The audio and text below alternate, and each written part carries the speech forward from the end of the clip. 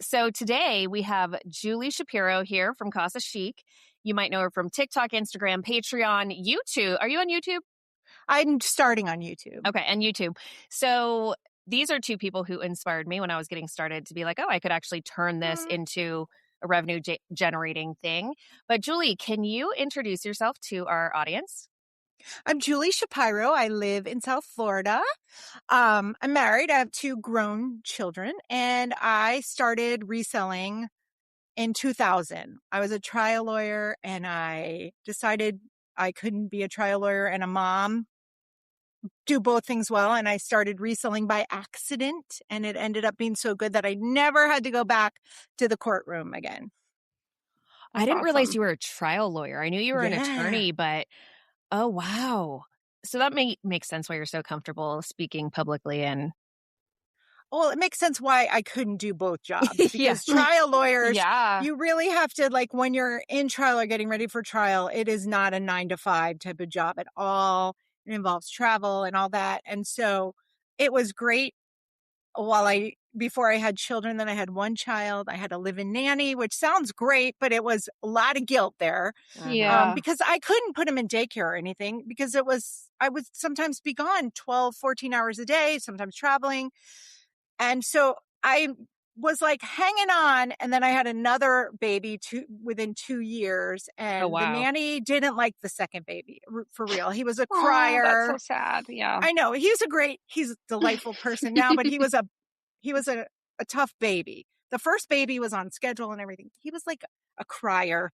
And she took her vacation before the end of my maternity leave, my second paid maternity leave in 2 years. And we caught her in a lie while she was on vacation. It didn't have to do with the kids. And my husband and I were like, oh my God. Like, I felt like no mother's intuition. How did I know this lady wasn't a liar? And I feel like if you lie about one thing, you lie about everything. So I decided to take a sabbatical, what I thought was going to be a sabbatical. And I started selling my own clothes.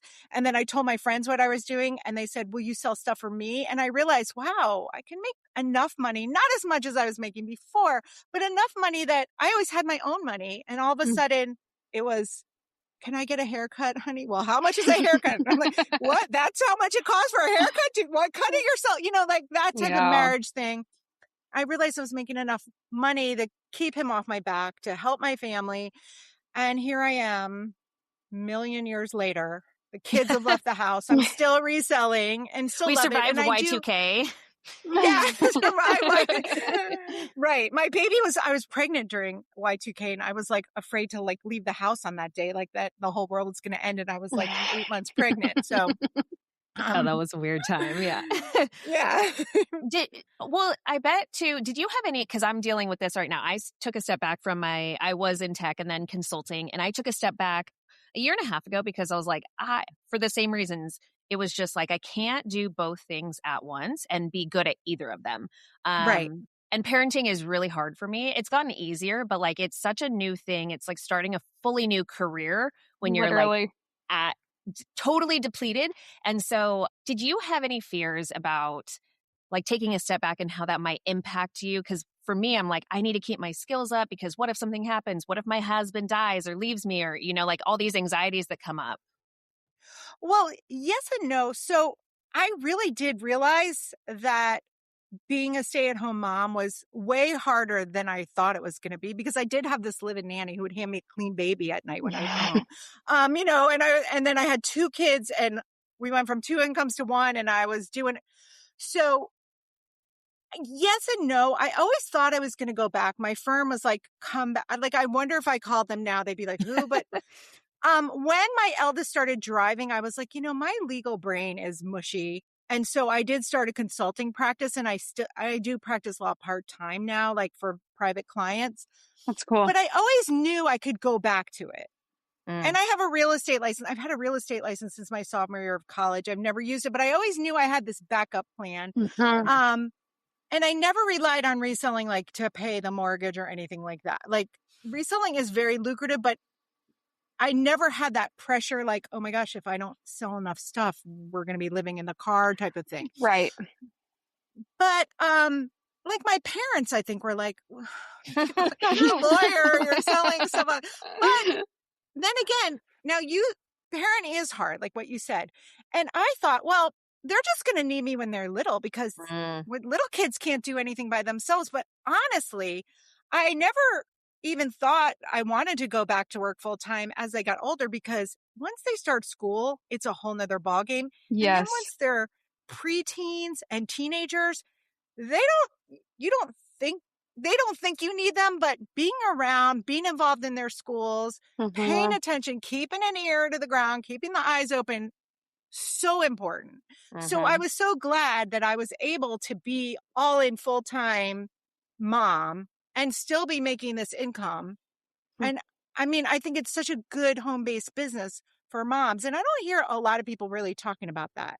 That's I why totally we're agree here. with you. Yeah. And I think it's so inspiring to think about you, who you've done it. You've raised the kids and now they're grown, as someone who's like very much in the thick of it and like with young kids, to see that you can do it and it's sustainable at all different stages, which I think is really cool, because it is and we talk about this a lot, is it's like it can ebb and flow. You can work more when you have a little bit more time, but then when your kids need you heavily, you can back off of it a little bit and then come back to it, which I think makes it so perfect for moms, whether they're staying at home or whether they have a career and they just want to do something extra on the side. It really can fit to like anyone's lifestyle. Well, yeah. And I think if you're a new mom and you're doing it and you're like, oh, I want to be a reseller on the side, you have to give yourself a lot of grace, because when my kids were little, like there were definitely days, weeks, maybe even months when, one stomach flu can get the whole house on the So laying on the true. floor, literally.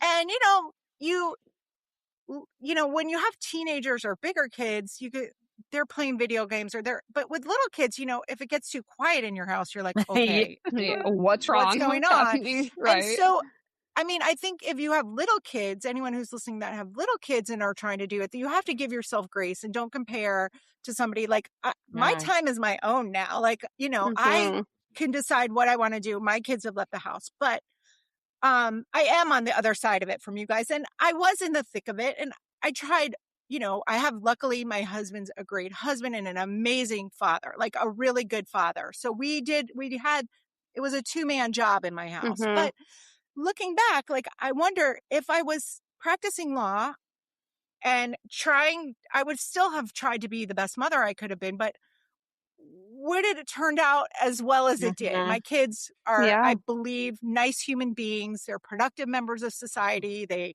One's a lawyer, one's getting an MBA, like they have jobs, they're off my payroll, all of that. They're happy, and I'm I wonder, yeah, they're happy. Well, what as do you happy want as for a your 20, kids? yeah. You want them to be happy. You want them to be productive. You don't, you want them to have,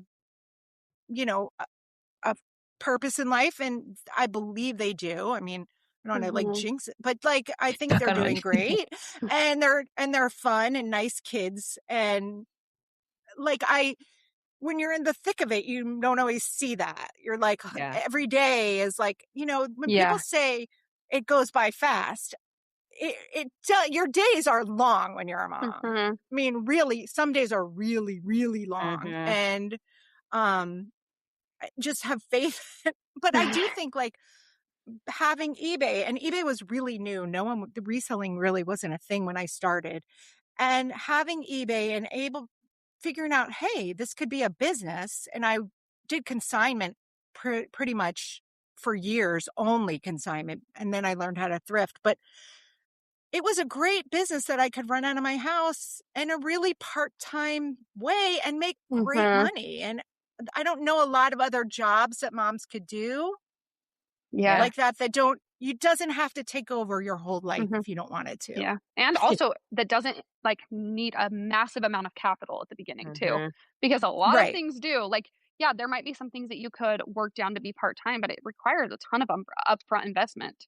And I love that reselling really doesn't. If you start from your own closet, you could never have to pay a dime out of like your bank account if you were just rolling that money that you're earning into sourcing. Like, I think that's so cool. People that literally don't have any money could start and make money. And tell people what you do. I have a consignment course. I love consignment as a source of inventory, especially if you don't have time. Like, I never thrifted with my kids. Like, I don't know how you can pay attention in a thrift store. Like I couldn't even go to the grocery store with my kids Right. and not be somebody left crying, me or them, much less spend a few hours. I But know. yeah, like I know. me yelling at them because No, I always joke. I'm like, if you saw me yelling at my kid at the thrift store, no, you didn't, because sometimes I'm like, just sit down and give me 5 seconds to look through this rack. Like it really is crazy. And sometimes we'll be in there for 2 hours. Sometimes we'll be in there for 5 minutes because I'm like, nope, today's not the day. Today's not the day. Right. And so you can just tell people what you do and sell stuff for them. I mean, that. So do you still do consignment? Yeah. Part of my sourcing is consignment, and I have to turn customers away. I haven't ever advertised it. It's all word of mouth. And all you have to do is tell people what you do.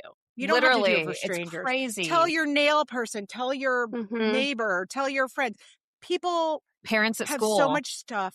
Well, that's where I started. I told my girlfriends on the playground. That's how my business, I have a snapshot in my mind. This is before we had camera phones even, of when my business started, because I told my friends on the park bench, we were holding the babies, we were watching the toddlers, and I was like, oh, I sold this Gucci bag last night for more than I paid for it. And they're like, oh, I have stuff like that. And then they told their moms, because I was, we didn't have really good stuff at that age, but their moms had untapped closets. And I was like, this is great. And then the moms told I've had some clients since the beginning that I still have, and I have to turn down business because I don't want it to be all consignment. I do like thrifting and I like the margins of thrifting, but that's a great way if the thrifting in your area isn't good, or you don't have the time to thrift. Because I know a lot of people who work or whatever, tell people. And you'd be surprised. Somebody's mom is going to assisted living. They have a whole house full of stuff, or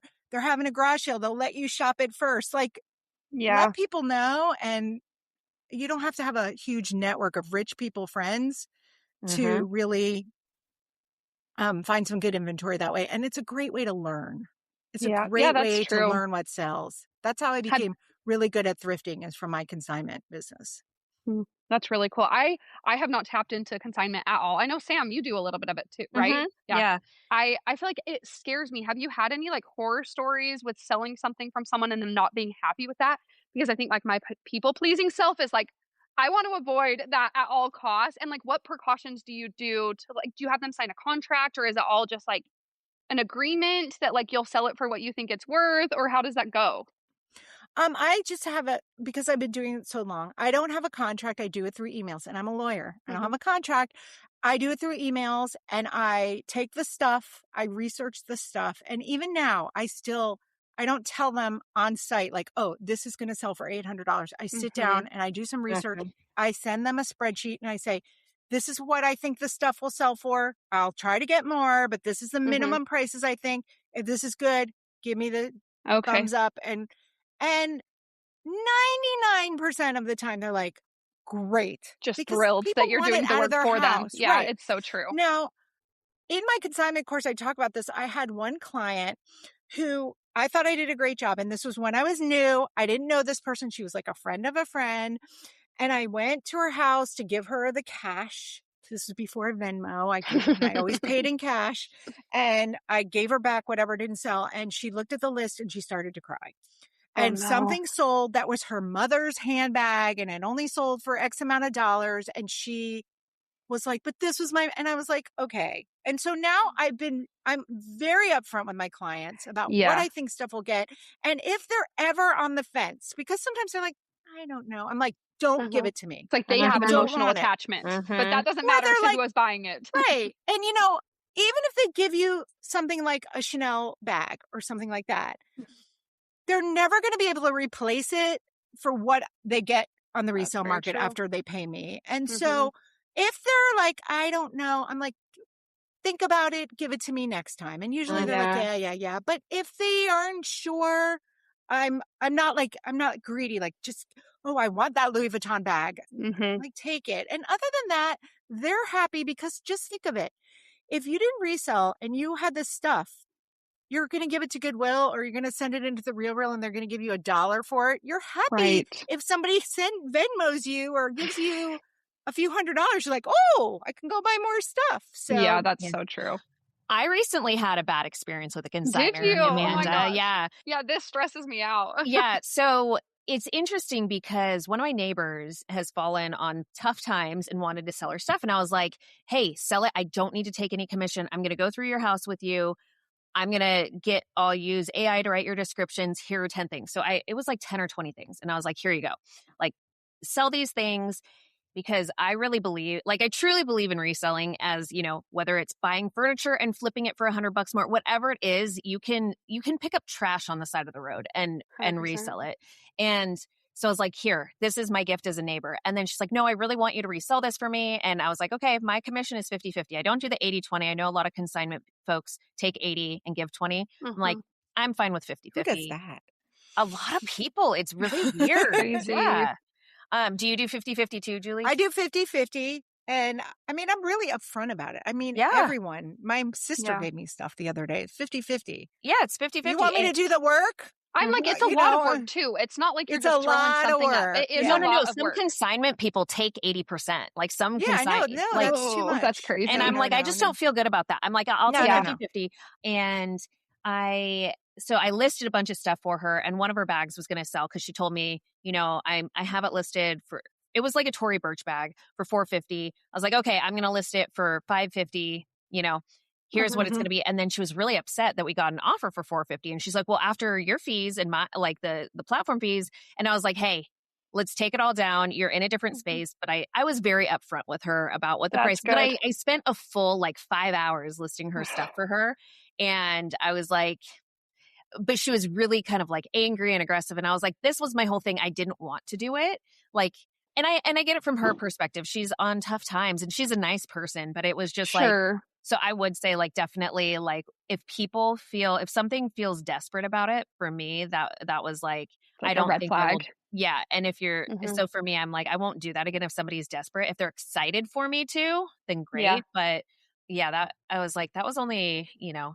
Yeah. Well, I mean, that's like one of my tips that I give in my class. Like, you're not a pawn shop. If somebody needs like new tires for their car, that's not what I do. Right. No. I have a closet. One of my clients' husband just lost 40 pounds.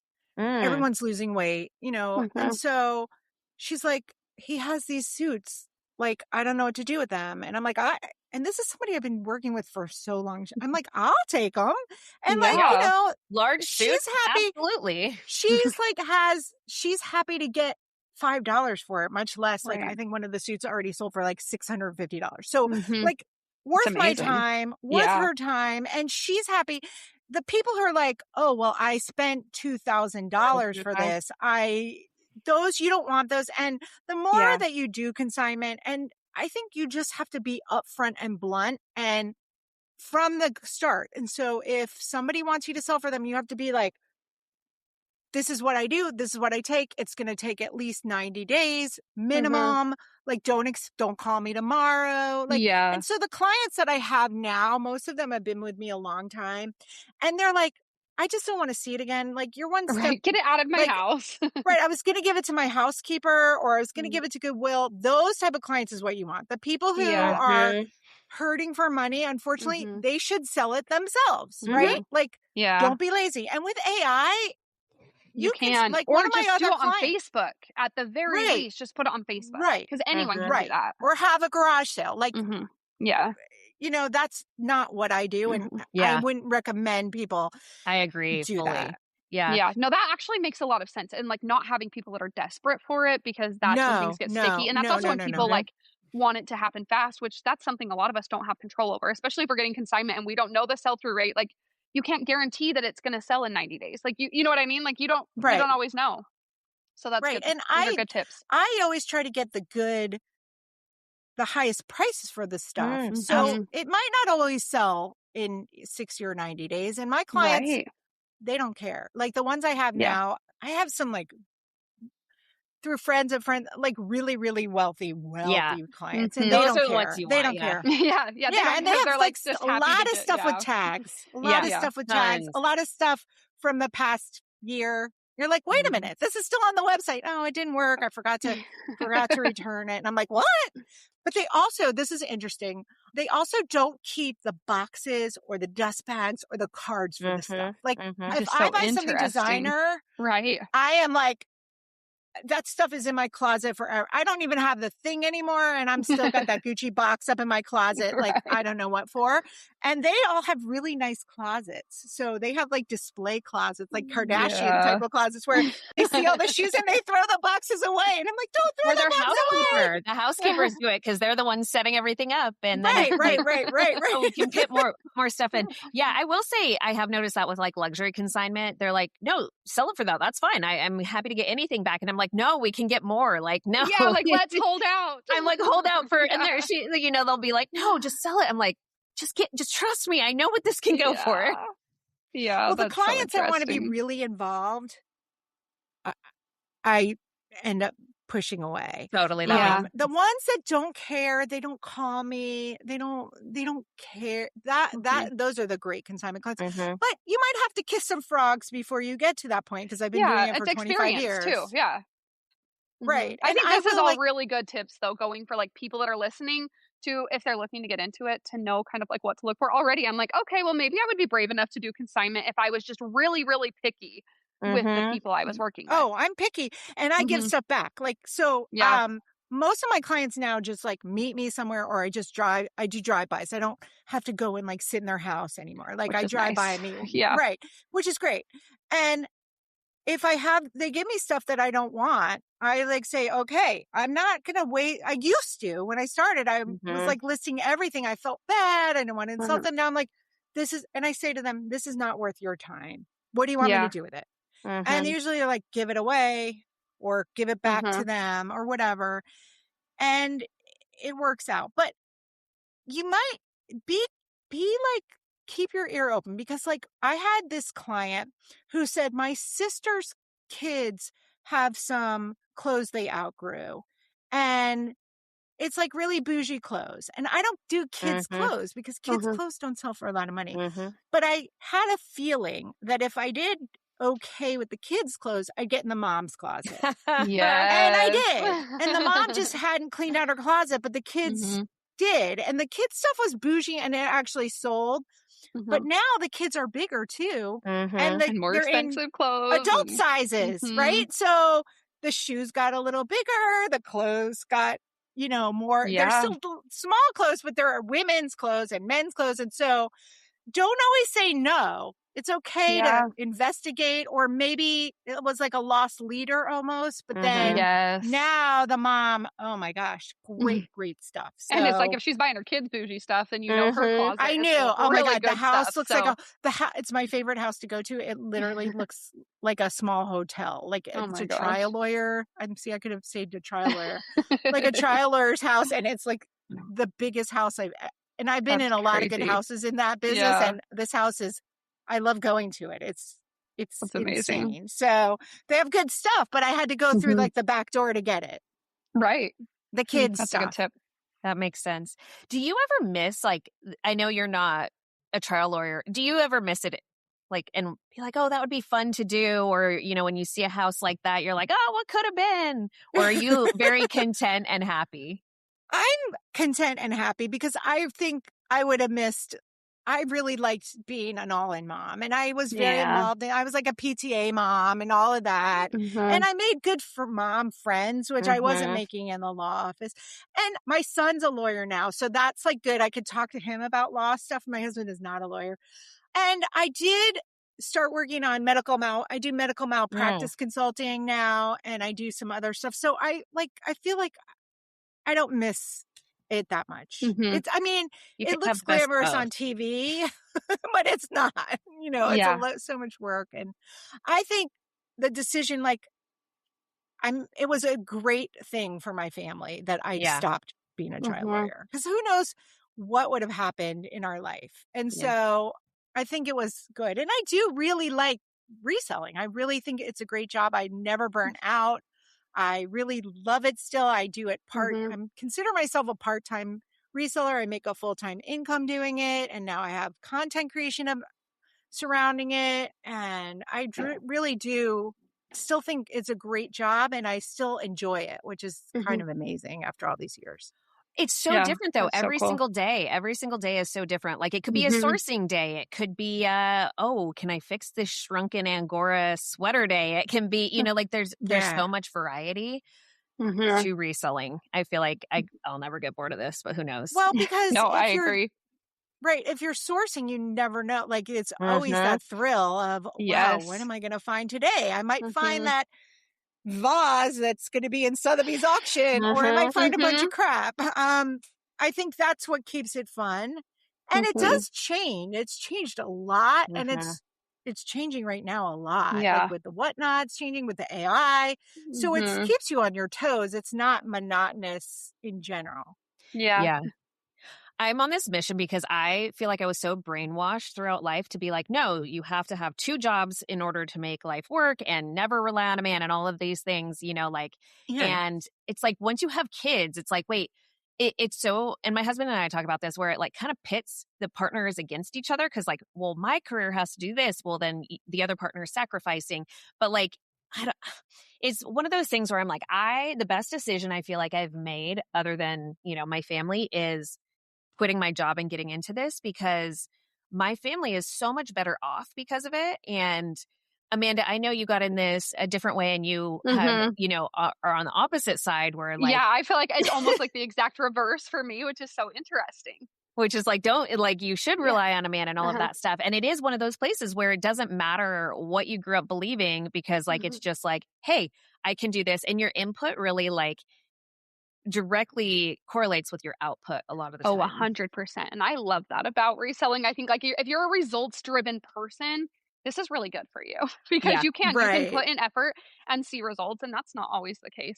And I think it's interesting, Sam, that you're talking about this, because I feel like I was on the opposite, where I was a stay-at-home mom for a very long time, relying solely on my husband's income, but I was missing something in my soul that was for myself. Like I was constantly just feeling like, I didn't want to go get a normal job. I didn't want to be away from my kids all the time, but also I was lacking something significantly in my life to give me happiness and to give me like a sense of self and not just feel like a mom all the time. And so it's interesting that like you guys left careers to do this and also be able to stay home with your kids. But I came into this so that I had something.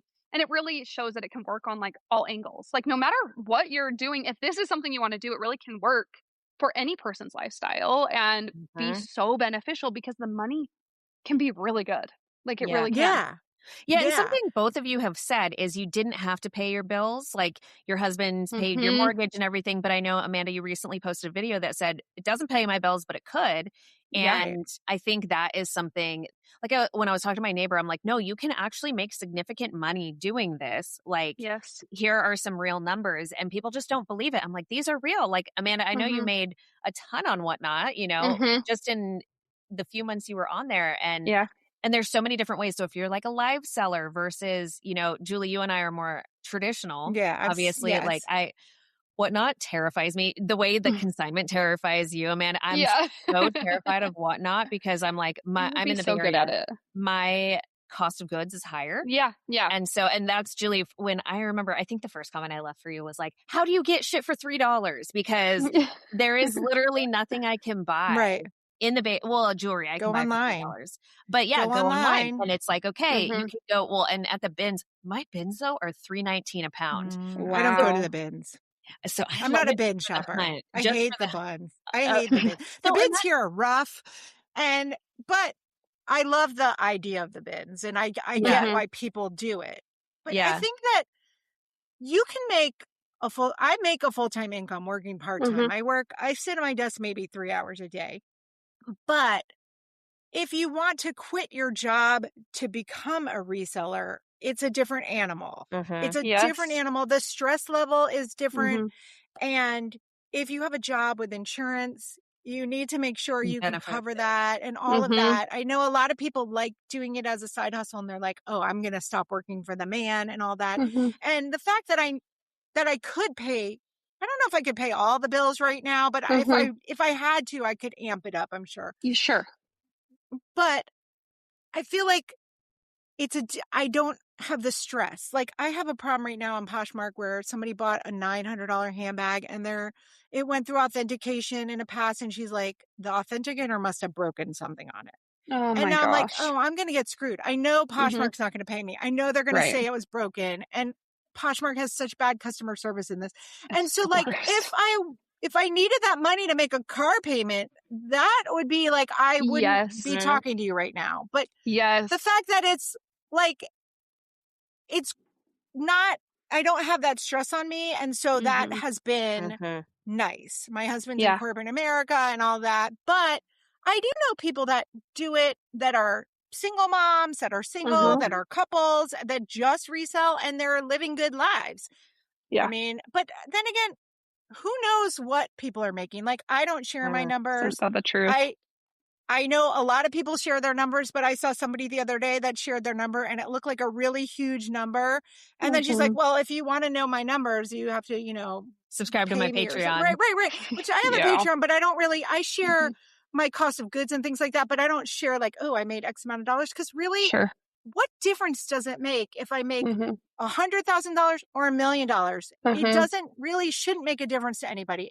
What the difference is you can make $1 million. Like if you want to be a 7-figure reseller, they're out there. Yeah, you can. And if you want to make $1,000 a month so that you can get your hair done without your husband yelling at you, you could do that too. I mean, you could do that a couple of hours a day. So yeah, I think that there's a lot of smoke and mirrors in the reselling community. I've been in it a long time. There's a lot of people who are really good content creators, but not really good resellers. So, and there's a lot of people who say the only way to do it is to be listing huge quantities of stuff. And that business model doesn't work for me. I think quality over quantity. And I also think you almost have to be full-time. If you are doing quantity, you have to be full-time and you're not making very much per item. Most of the time. And you're not making very much per hour. They're working 12 to 14-hour days. They could probably be handing out sandwiches in the drive-thru 100%. And make more money. And that quantity method, a lot of resellers got into that during the pandemic and it worked, and it doesn't work for a lot of resellers. You have to be listing hundreds of things. Which is my favorite or my least favorite part of reselling. So that would just do me under. That would take all the joy away from it for me. And their listings aren't that great. So they're selling stuff and they're making $5 or $6 an item, which you might as well be on Whatnot if you're going to do that. Like, I don't know why they're still static selling and not just doing it on Whatnot. Yeah. That's something I've noticed, though. I saw somebody post recently about their Whatnot show, and they were like, I sold this many items and I made this much. And I did the math and I was like, they only sold everything for $5. Yeah, like, right. Do you know how much time, shipping, sourcing, like that just like, it's not going to work for me. But when you see those numbers, and if you don't do the math, and if you're just, and I've talked to both of you online about this, like how it can be kind of like even trying to get this booked with Julie. I was like, I'm sorry, it dropped off. I'm doing so much. Like I'm burnt out over here. I'm burnt out over there. And not like burnt out like I used to be, but like I'm just trying to juggle a lot. Yeah. And something Julie said to me is like, when you're in the stages, and you could probably repeat it, Julie, but like in the stages of like raising young kids, how looking at people on social media doing things where they might not be being honest, or you don't know what it looks like in the background and how much time they're actually giving their family, to not let that kind of be discouraging. Because it can be really discouraging when you see these big creators being like, oh. Well, a lot of times they'll be like, I remember there was somebody in the reselling community that was saying these huge numbers. It was a guy, and he was an Amazon seller, and he was like,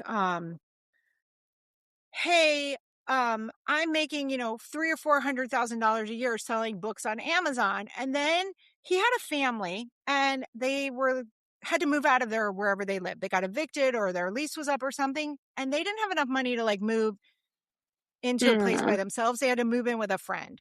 And I was like, okay, that's something like, so I'm so glad I didn't have social media when I had kids, because I didn't start Facebook, I think, until I sent the first one to sleepaway camp. That's like when I started on Facebook, just because I needed like a diversion. But like the mother thing, like there's so much great information on social media for reselling or parenting, but then there's so much like where you're like, I know when I had little kids, there were days I didn't wash my hair, I didn't brush my teeth. Like I was like, just trying to just keep everyone alive was like enough. Whereas then you see these people that they have a baby and like the next day they're like jogging and you're like, wait a minute. Never be like, me. Right. And so it's like, maybe they really did, but maybe they had a whole makeup team and somebody had the baby for them. Like, I don't know. So literally though, there's like no transparency and you can lie. Yeah, and you don't know what's going on the back end. I know. I feel like I've had so many people be like they'll watch my videos on TikTok and they'll be like, well, you need to do this, this, this, and this. And I'm like, do you understand that I cannot keep a schedule? I can't keep a routine because it's all dependent on my children. So I work in between when they need me. If I were to say like, I'm going to do this on this day and this on this day and this on this day, it would all go blow up in smoke because like there's no way to do that. So I'm literally just finding pockets of time when I have 20, 30 minutes to myself. And that's when I do something. And so I do think being realistic about what it looks like to be a mom and to also do a side hustle, whatever that looks like, is probably not what is being portrayed on social media most of the time. And whether that's malicious or just accidental, I do think it's like hard to get the full picture for sure. And I also think like going back to like finances, I've been laughing because people have opinions. Like I shared that I made $75,000 on Whatnot in 2025. Which is amazing. But 2025 was a massive building year for me. So we're going to talk about finances a little bit next week, I think, right, Sam? Yeah. So I mean, I got to get my act together. Oh, no, same. I was stressing about that.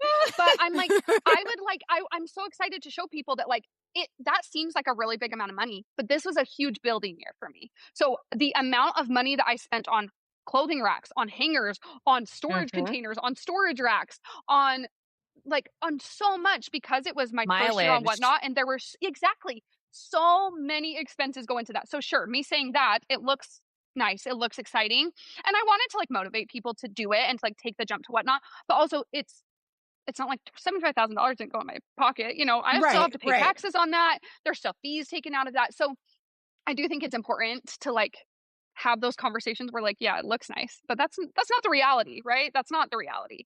Yeah.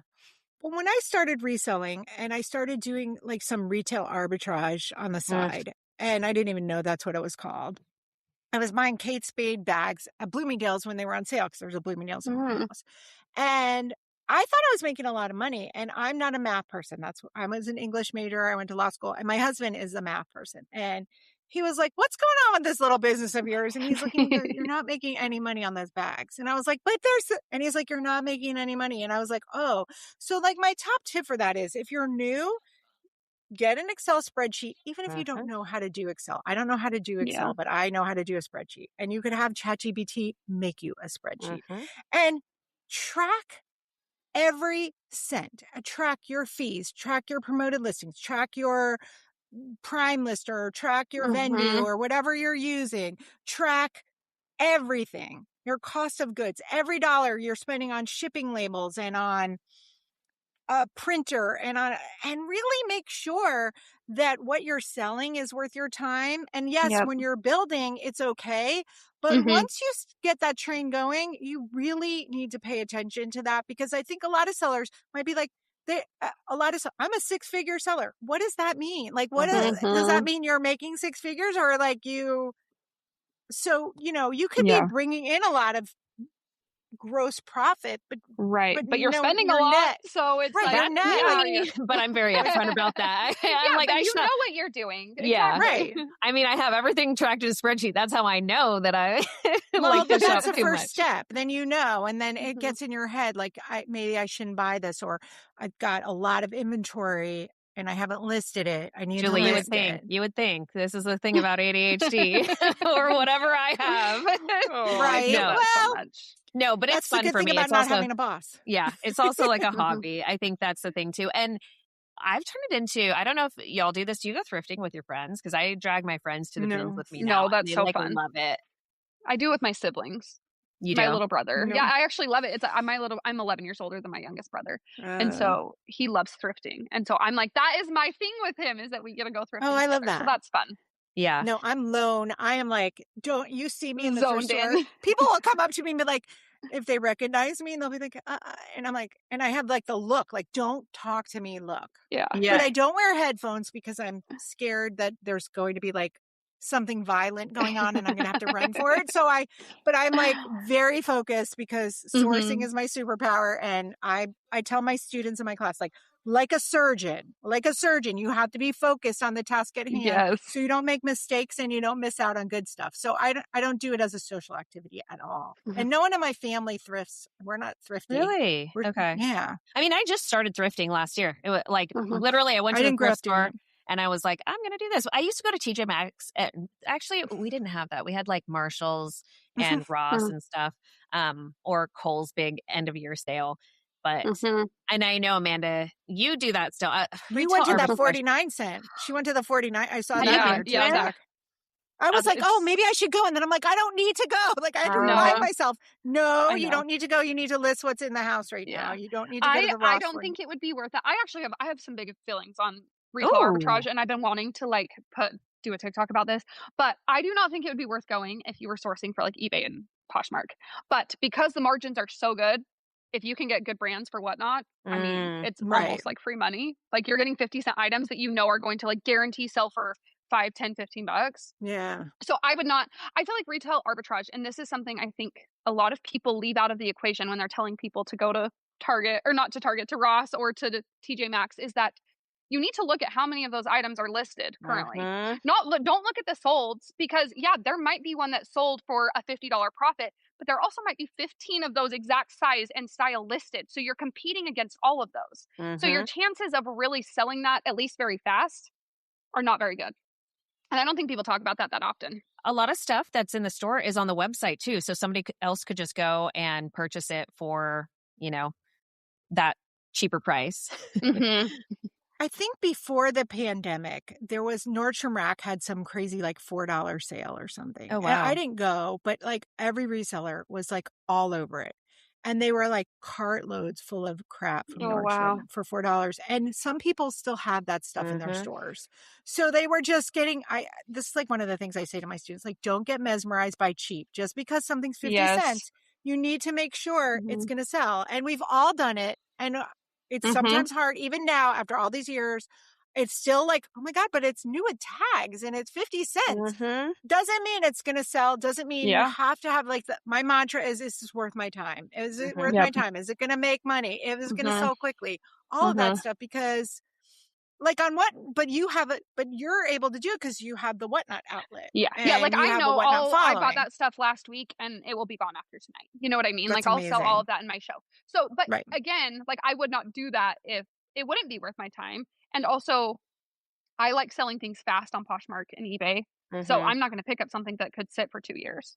Like I'm not going to spend, that just drives me crazy. I would just stare at it ticked off every time I saw it in my bin, Like I don't want something that's going to sit for that long. So I do think you have to have the right avenue to sell it. And I'm not saying you can never find good things, because you can absolutely find good deals at places like that.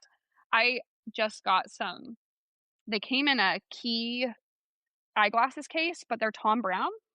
Nice. Like sunglasses. And I was like, nice. I don't know. Ross messed that up. I think they were $1.49. So there are some things exciting. You can get that are lucky, but the majority of stuff I was getting I would never put on Poshmark and eBay.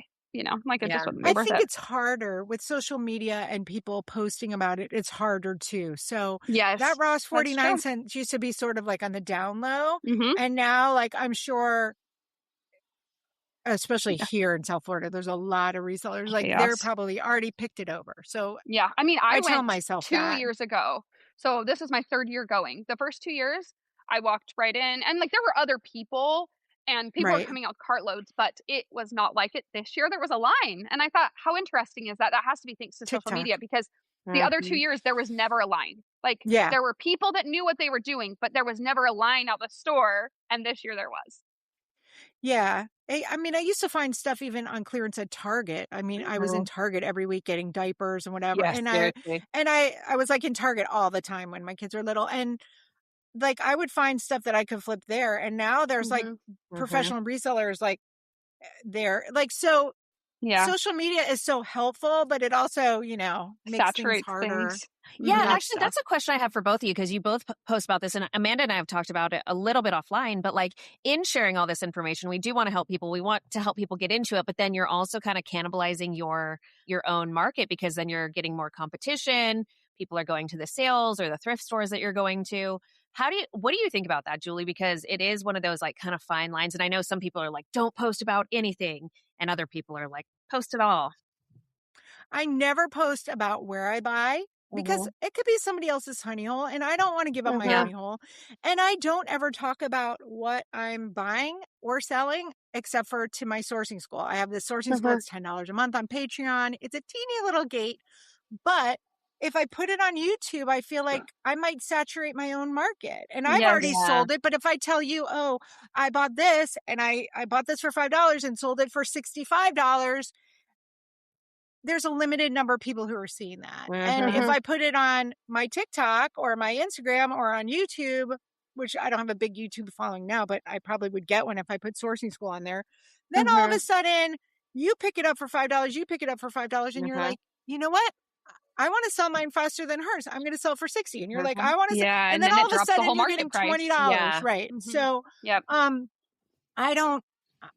And I saw somebody filming my thrift store the other day, one of my favorite thrift stores, and I was like, just don't. Yeah. Also, from a safety standpoint, I don't love it. From a safety, like, especially if you have any sort of following and then people know exactly where you frequent, I don't know. That makes me feel a little uncomfortable. No, and I don't post like where I work out or any of that, like anything.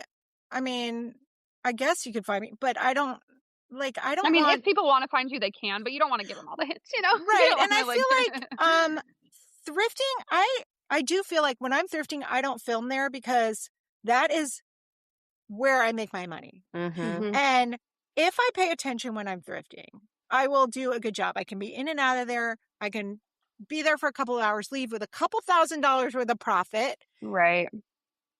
But I don't want to pick up, my thrift stores don't accept, no thrift store around here accepts returns. So it's sold as is. So you have to check for flaws. You have to make sure, like if you're just kind of looking up stuff and you're like, because I still look up stuff and you're like, oh, this looks like a good thing, but it only sells in this color. So you really have to do your research when you're in the thrift store. So I feel like filming there, I'm sure I'd get more views. Those videos get a lot of views, but I feel like that is I don't want to mess with my formula or my that's where the money's coming from. So, right. And you have your strategy. But I feel like there's many times I intend to film at a thrift store. I'm like, oh, I want to show like how I thrift. I can't do that. There is something like I can't multitask like that. Right. Like the task at hand. I think I would walk out and be like, I got 2 clips. That's nothing. I can't make a TikTok. Right.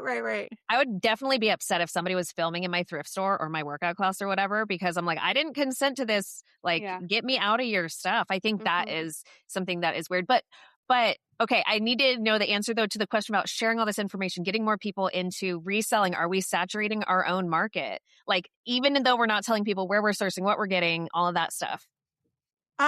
Yes and no. So people this week, if you saw my post today, people this week are mad because Goodwill is doing live selling now on are they? I was actually gonna reach out to them and see if they needed somebody for Whatnot, because I would do it for someone else.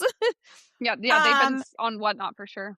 Right. So they just did a collaboration with eBay, and they're like, we're coming to eBay Live. And eBay's been trying to up their live selling, but I think eBay has been slower because eBay, I've worked with eBay a lot. They're slower because they're corporate America. They have big meetings about everything, right? And they also wanted to make sure that live selling is really safe and that you're not selling fake stuff. Seriously. Like that. And there's a lot of fake stuff. I saw some guy yesterday, I was scrolling through Whatnot, selling fake Louis Vuitton scarf for $3. I can't understand how people will do that. How is that legal? Yeah. That's not legal. It's not. No, it's not. Whatnot doesn't care. So eBay will care. eBay doesn't want to get sued by Louis Vuitton. And so I feel like, the post was, okay, everyone's mad. And I'm like, shopgoodwill.com started in 1999. Yeah, where are they Every mad? Goodwill store has had a list of brands that they pull for online for every thrift store years. Does. Every single thrift store has it. Right. And so reselling is out there. Like, people know about it, and the cat's out of the bag. So I just try to help people be better at it, because I feel like if you're going to do it, let's do it the right, not the right way, but do it where it's worth your time, because I've seen so many people burn out because they're buying crap and it's not selling and they're spending money and they're working so hard and their listings are good, but their stuff they're selling isn't good. And then they just give up. And I think it's such a good home-based business. And I want to see people succeed. And yes, the competition is way high. When I started, I got an iPhone like before anybody else. And I was at the thrift store looking up stuff and no one else. People were kind of reselling back then, but not like now. But like, I was like, oh my gosh, this iPhone's paying for itself because I'm able to look up stuff. Like, so now like every year, everyone's like, well, you know, and when I started thrifting and I would go to the counter with a bunch of stuff, the ladies would be like, who are you buying this for? And I'm like, oh, my family, or I'm buying it for other people. Like I never said I was a reseller. Now they're all reselling themselves. So it just is, you got to take it for what it is. Everyone knows about it. Everyone's doing it. It's easier than ever before. You don't need a computer even. And everybody just needs their own niche. Yeah. I do something controversial. You talking about looking stuff up at the thrift store. I used to do that when I first started. I have a higher margin for error when I look stuff up instead of go off my gut. It's so weird. I can sell stuff much quicker. I love that. And I don't look up comps on stuff now. Like some things I will, but I'm like, I just have a gut that this shirt that is like a festival top is going to go for $300 and it will, or like, you know, whatever it is. But that is my controversial thing I do as a reseller now, because I have shit in inventory that when I looked it up, I was like, oh, it's selling for this. There's not a lot, you know, on the market. And for whatever reason, it just doesn't work for me. Do you do more style based? No, I do a lot of brand based, but I do like natural fibers, and brand based is like, well, I guess style based as well. But my style is like so crazy because it's what I personally like, not how I personally dress now, but it's like my crazy way that I used to dress back in the day, because I think I'm Fran Drescher from The Nanny. But it's like that kind of stuff. And people are like, that'll never sell. And it does. Can I ask you guys something controversial you do in your reselling business that other people might be like, you're crazy for that? Ooh, that's a good question. I don't know. I think my thing, and I kind of touched on it last week, is I don't list every day at all. I used to like definitely follow the like listing new things every day to keep your algorithm happy. I don't do that. I haven't done that for probably a year. And I don't see it really impact my sales. I think that's definitely controversial with a lot of people. Yeah. I think mine is I have 3-day handling, and it dates back to when I was a kid, when I had little kids, and like one throw up could like, you know, get your whole shipping metrics. And I don't allow returns on eBay. And eBay would like me to have 1-day handling. Every time I sit down with anyone from eBay, they're like, why do you have 3-day handling? You ship every day. And I'm like, because I could get a flat tire or the internet can go out. Flexibility. You don't want myself a breather. Yeah. Right. And I don't allow returns because, and everyone, I always hear, well, they will make you take a return. Every site will make you take a return if you sell an item that's not as described. How many returns do you get? Because that's really, I've been wondering, like, maybe I should take off returns. I've been thinking about that on eBay. Well, returns cost you money because on eBay,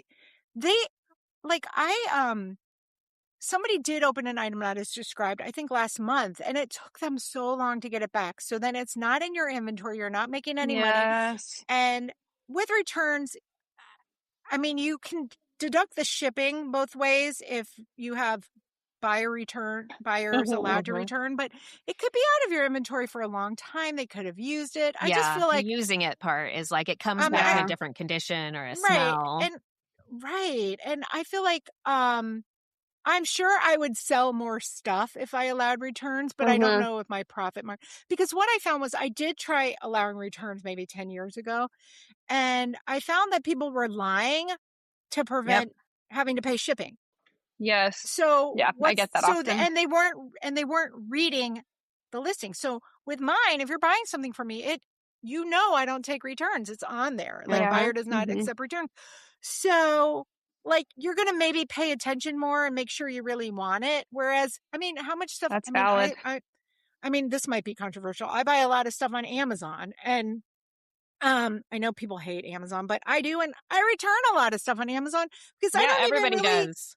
I don't even think about it. Exactly. Right. I don't think about it. Or I'll buy 2 things and say, well, whatever one works, I'll return the other one. And so that if I knew they didn't take returns, I would be paying attention to what I'm buying more. I might buy that's less. so true. And you'd be pickier. Yeah. Yeah. Right.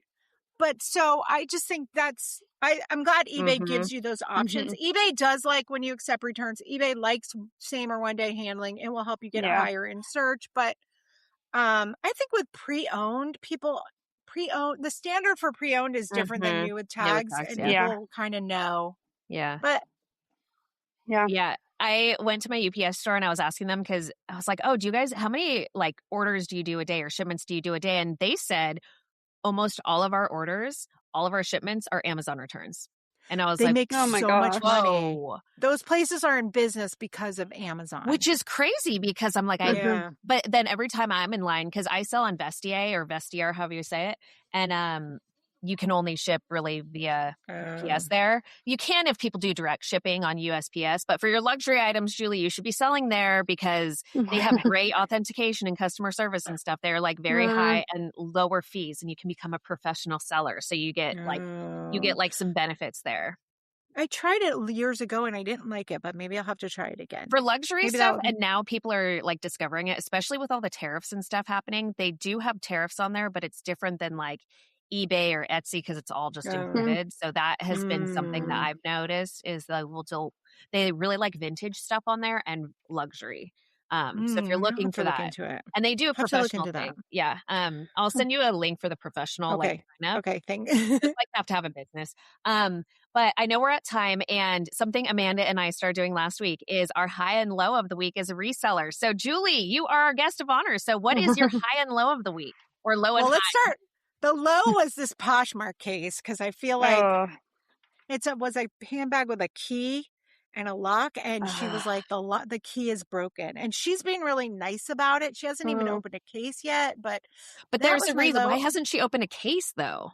I think she doesn't know, and she said she thinks it's Poshmark's fault. She's like, there's no way. She must have bought on Poshmark before, and she's like, there's no way it would have passed. That it passed.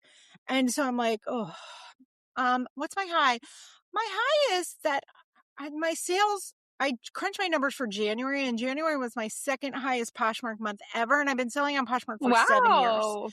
And December was my 4 times what I normally sell on Poshmark. So I started changing what I'm doing in Poshmark in September, and September, October, November were double what I usually do on Poshmark.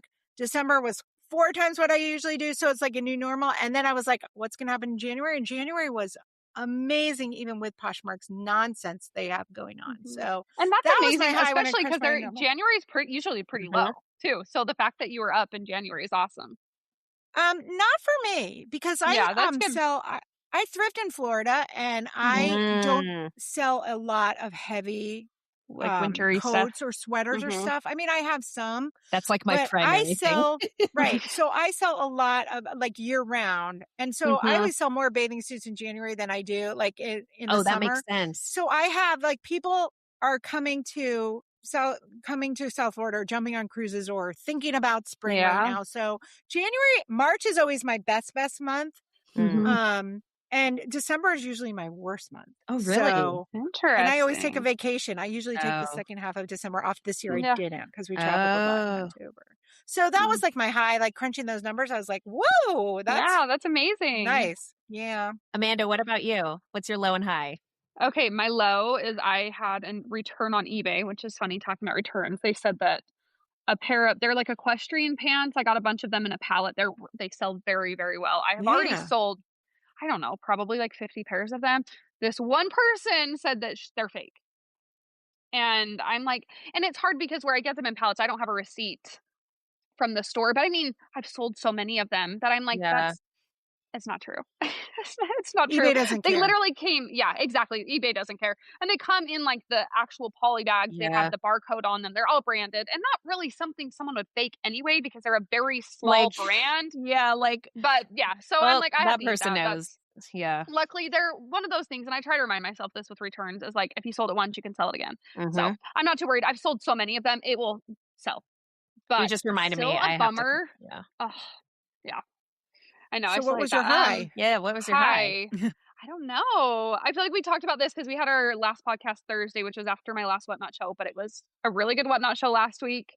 and we have another one tonight, and I'm really excited. My husband is the best, and he's like, what can I take off your plate? So he has been like hanging up all of my stuff for me, which is so That's nice a high. You don't have to do no, that. That's good. And it's time consuming because like when I'm hanging up 200 plus items, we have to pull all the bins out of the garage. And he was just like, what can I do? He's like, can I take this off your plate? And I was like, yes, absolutely. So yeah, so that was really nice. And it saves me a ton of time. Right. No, exactly. That's like Valentine's Day. Yeah, you just have to get your Valentine.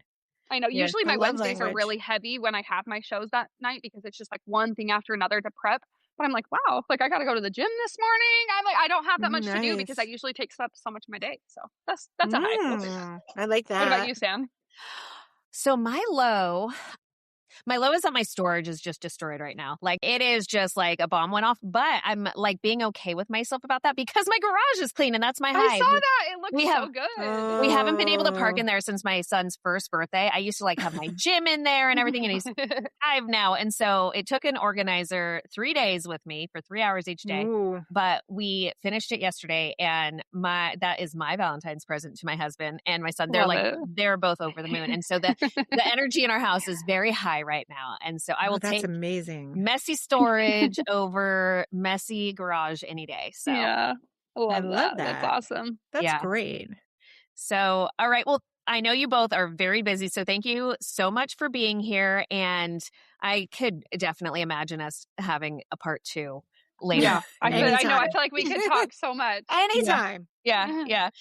All right. Thank you all for listening. Thanks. Thank you.